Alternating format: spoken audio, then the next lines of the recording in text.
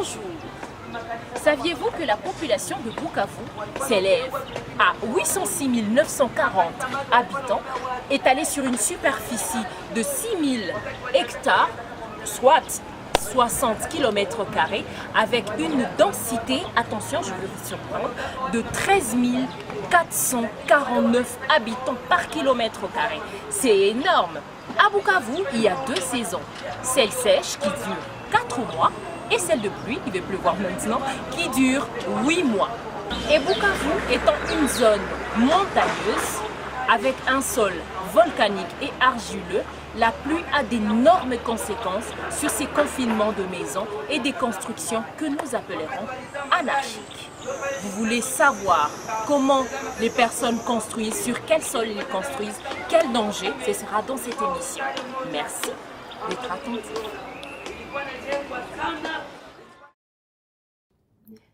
Voici Bukavu.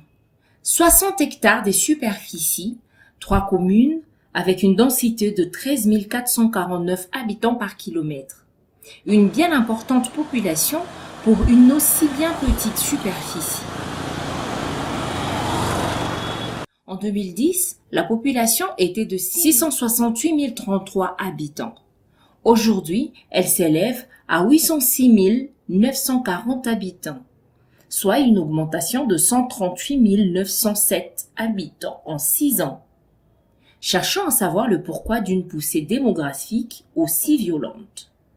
Globalement parlant, de poussée démographique, on comprend qu'il y a une augmentation anormale de population dans une région, et mis à part les naissances naturelles bien sûr.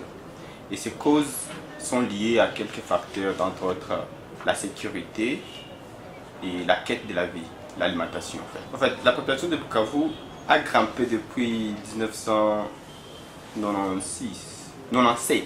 Entre 1997 et 1998, on a constaté une poussée démographique dans la ville de Bukavu. Et pour ceux qui ont été dans la ville de Bukavu pendant tout ce temps, ils vont se rendre compte qu'il y avait instabilité sécuritaire dans les périphéries de la ville.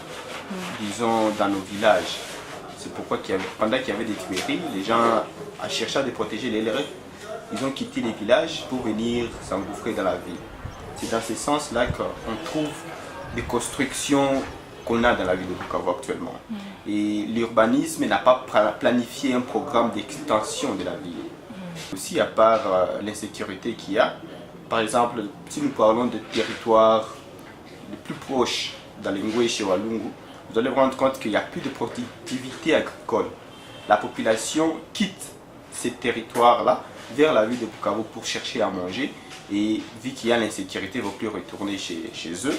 Il reste chez son frère ou chez son cousin qui est quelque part dans la ville de Bukavu. Que dans les soucis d'habiter pour de bon la ville de Bukavu.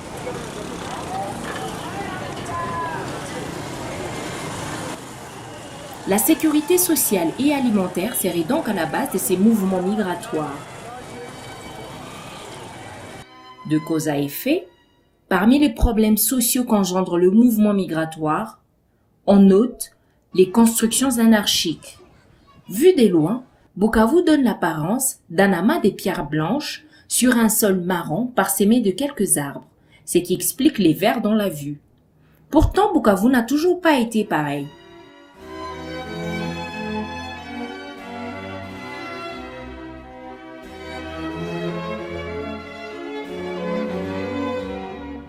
Elle était surnommée Bukavu la verte. Elle était belle, verte, il y faisait beau vivre. Elle était bien urbanisée. De loin tout comme de près, on pouvait distinguer les rues et avenues.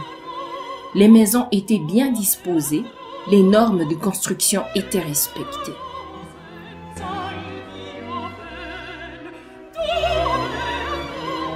Les tableaux est tout à fait différent aujourd'hui. Aucune zone de recul. Pas d'urbanisation, c'est à peine s'il existe un sentier entre 2 maisons. Des maisons de toutes catégories, en dur tout comme en planche, empilées les unes sur les autres et confinées, sans normes particulières pour la catégorie du sol ni design approprié. Une anarchie? Non.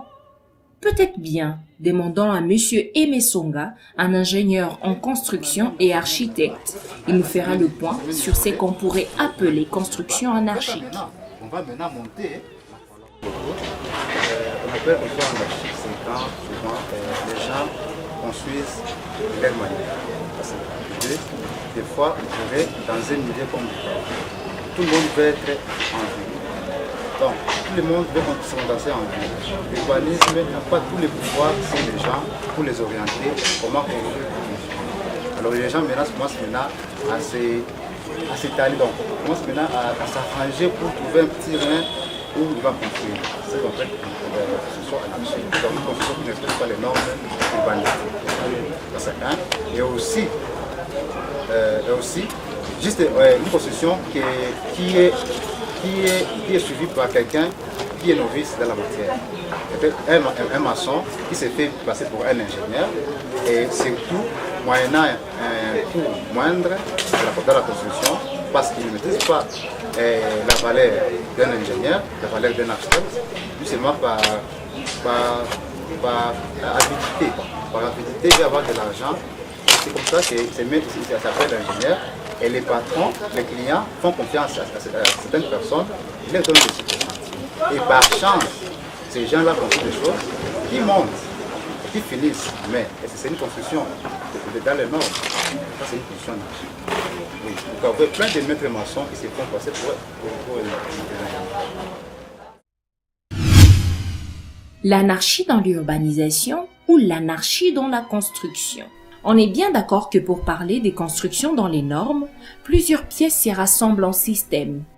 De l'autorité à l'occupant de la maison, en passant par l'ingénieur en construction. Et si l'une des pièces ne fonctionne pas, loin de dire que le système est en panne, on dira que le système est en danger. De quel danger s'agit-il? Bukavu est la ville la plus élevée de la RDC avec 1612 mètres d'altitude. Une ville montagneuse avec différentes sortes de sable, argileux, volcaniques, on y retrouve même des zones rocailleuses et certaines autres marécageuses. Quel rapport avec notre population?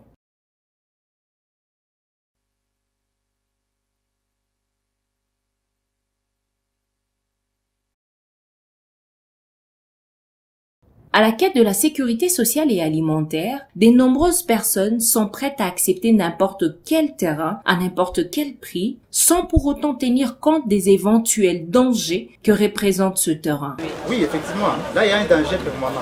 Un danger permanent parce qu'à tout moment, la maison peut s'effondrer. À tout moment, on peut avoir des accidents par oubli des normes, comme la personne qui a construit. Ne touche pas les normes de la construction, on peut faire n'importe quoi et on va connaître beaucoup d'accidents. C'est ça les conséquences. Les gens construisent n'importe où. Tu peux aller voir quelqu'un qui construit une maison et décide une fausse septique. Je donne un exemple. Quelqu'un qui te vend une parcelle de 6 mètres sur 8 à 100 000 $. Mais te dit, ingénieur, venez ici, fais-moi une maison ici à F plus 8, donc à 8 étages. Maintenant, vu qu'il n'est pas, la personne là n'est pas du domaine, il peut vouloir, pour juste avoir de l'argent, accepter de concevoir quelque chose là de 6 sur 8 avec F plus 8, en commençant par quoi? Je dis que non, ici en bas, je vais d'abord creuser la fosse septique. Après ici, il y aura des garages. Après là, je vais monter jusqu'à arriver à F plus 8. Donc, ce sont les conséquences là que nous constatons souvent dans la construction. Et ce sont les dangers qui guettent les gens qui vivent toujours dans de telles maisons. Et c'est plein à Bukavu où les gens construisent n'importe comment et aussi le manque des normes urbanistiques. D'un côté, certaines personnes construisent des maisons avec ou sans avis d'un spécialiste. Résultat, les maisons sont construites comme ci comme ça, avec ou sans caniveau pour drainer les eaux usées et de pluie. L'eau se fraye un chemin à certains endroits et fait de marques d'érosion. À d'autres, elle s'infiltre dans le sol. Au fil des ans, le sol argileux a du mal à supporter cette manœuvre et c'est le début d'éboulements et glissements de terrain et bien d'autres catastrophes. evenema za mvula ndio zinatufanya tunakuwa insecurity sana hapa kwetu. Mvula kwa fake ikinyesha vraiment na tunakuwa na mwili baridi, hatutaya tufanye nini juu ya hii mugezi ya Gawa. Na probleme yenye iko mwaka jana tulikuwa na kipande parcelle kwa ngali ya Kabambi, me hivi maevenema ya mvula mwezi wa 12 ya ane 2015 ilituma hapa kote kunaishi na tushakuwa na sekirite juu ya watoto wachezake tena mzuri juu ya Gawa. D'un autre côté, par non-respect de normes de construction, plusieurs propriétaires mettent en danger la vie des membres de leur famille. Les constructions qui sont en perpétuelle attente d'une petite bonne raison pour s'effondrer sur ses occupants ou encore chez les voisins. Les familles ne sont pas les seules à en pâtir dans le circuit. Le développement de la ville en reçoit un coup également. De par certaines manières de construire, l'eau usée et de pluie draine avec lui des déchets et ordures qui s'échouent sur la chaussée et contribuent ainsi à la détérioration des infrastructures publiques qu'il faudra avec le temps renouveler. Il y a des eaux de pluie qui descendent avec des chaux, des déchets et qui viennent se verser dans des caniveaux ici en ville, sur nos routes, et ça abîme. Ça donne un problème très sérieux à l'OVD, tout problème sérieux à l'office des routes. Et c'est toujours un problème majeur pour l'État parce que ça demande beaucoup de moyens pour encore aménager la route ou les caniveaux. Donc, c'est ça. Et eux-mêmes, le danger qu'ils courent, c'est quoi? C'est la mort, parce qu'ils sont conscients. J'ai dit encore, parce qu'on parle du problème des cas de Bukavu. Vu que Bukavu, les parcelles coûtent énormément cher et tout le monde veut être en ville, alors les gens se contentent de se mettre dans des risques pareils comme ça. Disons, je dois aussi être en ville aussi. Je dois être aussi à Kadutu, parce que Kadutu c'est un milieu un peu citadin. Je dois être là à Kadutu pour que les gens savent qui sont au village, savent que quelqu'un est à Bukavu. C'est ça le problème. Oui. À bien y réfléchir, la structure du sol de Bukavu ainsi que sa position mettent en embarras plus d'un constructeur. La question est, que faire pour éviter les catastrophes? Nous sommes allés à la rencontre d'un autre ingénieur en construction qui, lui, nous fait un point sur l'attitude à adopter avant de construire sur un terrain à Bukavu. Il y a les études géotechniques qui interviennent chaque fois. Et avant toute construction, on doit passer par une étude géotechnique. On appelle souvent étude de sol. Les géotechniciens nous donnent les éléments du sol et du sous-sol en rapport à tel site. C'est pas de ça. Nous, comme ingénieurs, on comprend un peu la nature des vibrations qui peuvent intervenir quand il y a soit un tremblement de terre ou la nature des dangers. Et quand il y a par exemple des glissements, il y a des fortes pluies. Et maintenant, on peut orienter la fondation par rapport à ces sites. Donc, je peux dire que l'ensemble de bon nombre de sites peuvent être utilisés. Bon nombre, je n'ai pas dit tous les sites. Bon nombre de sites peuvent être utilisés, mais on doit savoir orienter, on doit faire une étude préalable par rapport à chaque site pour savoir quel genre de fondation mettre là-bas pour pouvoir supporter au mieux la construction. Revenons chez l'ingénieur Aimé Songa. Toute structure a besoin d'une bonne base, qui ne pas s'effondrer pour connaître quelques dégâts matériels. Néanmoins, aussi, les sols, on doit choisir aussi quel sol où on peut construire quoi et pourquoi. Alors, et la fondation, il y a plusieurs sortes de fondations appropriées à tous les terrains. C'est comme aujourd'hui, on peut me dire de construire une villa dans les lacs. Je peux le faire, mais il y aura des conditions spécifiques pour les lacs. Ce sont les études que je vais mener à partir des calculs de structure. Je saurai donc si je vais appliquer tel béton, tel dosage, tel matériau, c'est comme ça. Donc partout on peut construire. Partout on peut construire. Mais si c'est l'urbanisme qui donne d'abord des points de vue, là on sait que non, ici malgré que c'est un terrain marécagé, mais c'est prévu de construction. Le droit de construction approprié à ces terrains-là. Il y a aussi des terrains où on dit ici il ne faut pas construire. Là, il ne faut pas y aller. Par exemple, dans les terrains marécageux, est-ce qu'on peut y mettre des maisons comme ça en dur ou des maisons en bois qui sont... Logiquement parlant, dans un terrain marécageux, ce n'est pas conseillé du tout.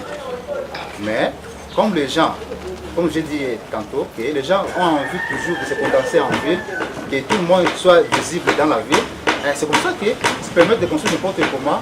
Et, chose grave, ils n'ont pas de documents d'urbanisme.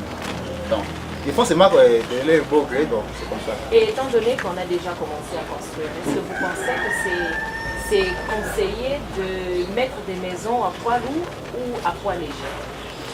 Moi, en tant qu'ingénieur, je ne peux pas conseiller. Donc, je ne peux pas donner un conseil à qui veut dire, est-ce que papa peut donner un conseil pour prendre les poisons? Je ne peux pas donner un conseil pareil. Donc, il ne faut pas seulement prendre les poisons. Donc, il ne faut pas seulement construire des terrains pareils. Oui. C'est pour laquelle l'État doit aussi aider les gens à les délocaliser.